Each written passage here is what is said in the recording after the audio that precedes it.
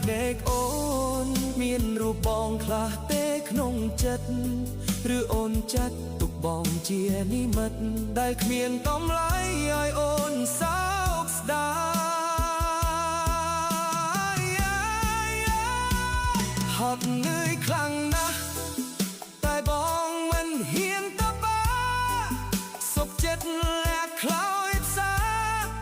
លួងស្រីឲ្យត្រឡប់កាយទោះបីត្រូវឈឺចិត្តបងក៏មិនចិនណាយព្រោះតែស្រឡាញ់កាយ